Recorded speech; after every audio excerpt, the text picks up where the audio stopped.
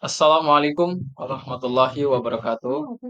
Saya Muhammad Rizky Pratama, NIM 2012 20018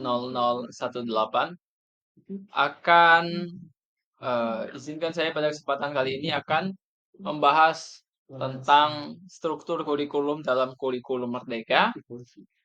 Adapun tujuan dari saya membuat tugas ini adalah untuk menyelesaikan tugas ujian akhir semester kelas PAI 6A dengan dosen pengampu Dr. Rasidin MPD. Untuk itu, mari kita dengarkan penjelasannya. Oke, kita sedikit membahas lagi. Kurikulum Merdeka. Apa itu pengertian dari kurikulum Merdeka? Kurikulum Merdeka adalah kurikulum yang dirancang berdasarkan bakat dan minat siswa. Kurikulum ini awalnya dikenal sebagai kurikulum prototype. Salah satu ciri utamanya adalah pendekatan Project Based Learning atau PBL, yaitu pembelajaran yang berbasis proyek nyata yang secara langsung. Kurikulum ini memberi kebebasan kepada guru dan siswa untuk merancang proses belajar yang sesuai dengan kebutuhan dan konteks mereka. Tidak terpaku dengan pemerintah, tapi tetap dalam acuan pemerintah. Selanjutnya ini yang agak ketutup nih. Kurikulum Merdeka ini juga bertujuan untuk memperkuat karakter peserta didik melalui penguatan profil pelajar Pancasila. Oke, tadi kita sudah membahas tentang pengertian dari kurikulum Merdeka. Selanjutnya yaitu struktur. Struktur kurikulum Merdeka. Struktur kurikulum Merdeka ini disusun dengan prinsip sederhana, namun berdampak besar. Pemerintah pusat hanya memberikan struktur minimum, sementara sekolah dan guru diberi otonomi atau kebebasan untuk mengembangkan kurikulum sesuai kondisi masing-masing. Kurikulum ini juga uh, mendorong kolaborasi atau gotong royong uh, lintas institusi, mulai dari pemerintah, mulai dari sekolah, guru, murid, orang tua. Semuanya berkoordinasi untuk mewujudkan atau melancarkan kurikulum Merdeka ini untuk mendukung pelaksanaan pembelajaran yang lebih baik dan bermakna.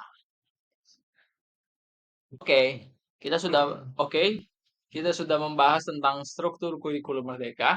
Selanjutnya yaitu pembagian kegiatan pembelajaran. Yang pertama, bagian kegiatan pembelajaran ini ada yang namanya intrakurikuler. Apa itu intrakurikuler? Intrakurikuler adalah kegiatan belajar utama yang mencakup pencapaian aspek kognitif, afektif, dan psikomotorik siswa. Di sini materi pembelajaran dibagi menjadi materi inti, materi pendukung, dan materi tambahan. Yang kedua yaitu ekstrakurikuler. Ekstrakurikuler ini adalah kegiatan di luar pelajaran utama seperti pramuka, seni, dan olahraga, macam-macam lainnya. Mungkin kalau di Jambi macam ada mungkin kesenian hadro, kompangan, PMR, mungkin bisa dan lain-lain, banyak sekali yang bertujuan untuk mengembangkan minat, bakat, serta kepercayaan diri siswa. Selanjutnya yaitu kokurikuler atau proyek profil pelajar Pancasila. Sudah kita bahas tadi di pengertian. Kokurikuler ini dikenal juga sebagai proyek penguatan profil pelajar Pancasila atau P5 yang berfokus pada pembentukan karakter dan soft skill siswa melalui kegiatan seperti debat, organisasi, atau magang. Ini seperti kegiatan yang proyek nyata. Oke, kita tadi sudah membahas tentang apa saja kegiatan di kurikulum Merdeka. Selanjutnya itu struktur perjenjang pendidikan. Struktur kurikulum Merdeka juga disesuaikan dengan jenjang pendidikan. Untuk jenjang SDMI, kurikulum dibagi menjadi tiga fase utama. Yang pertama yaitu fase A untuk kelas 1 dan kelas 2, fase B untuk kelas 3 dan kelas 4, serta fase C untuk kelas 5 dan kelas 6. Pada mata pelajaran IPA dan IPS digabung menjadi satu yaitu IPAS dan bahasa Inggris menjadi mata pelajaran pilihan atau opsional. Selanjutnya yaitu untuk jenjang SMP MTS. Mata pelajaran informatika menjadi pelajaran wajib dan siswa diminta memilih salah satu dari 5 jenis mata pelajaran seni dan prakarya.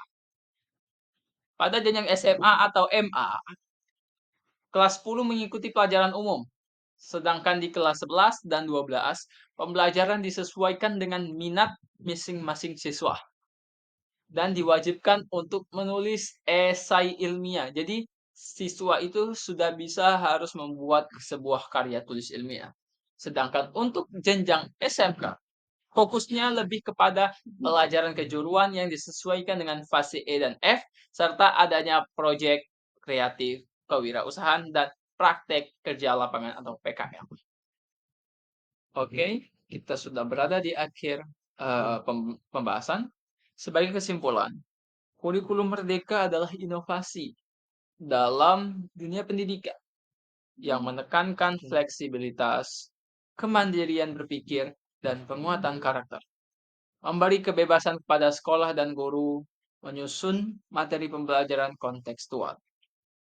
Struktur kurikulum terdiri dari intrakurikuler atau akademik, yang kedua yaitu ekstrakurikuler atau minat dan bakat, dan kokurikuler atau soft skill.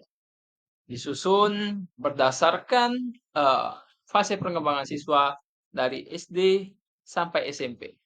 Dan tujuan utama kurikulum merdeka adalah mencetak pelajar Indonesia yang cerdas, berkarakter kuat, dan siap bersaing di dunia global. Mungkin hanya itu yang dapat kami sampaikan. Wassalamualaikum warahmatullahi wabarakatuh.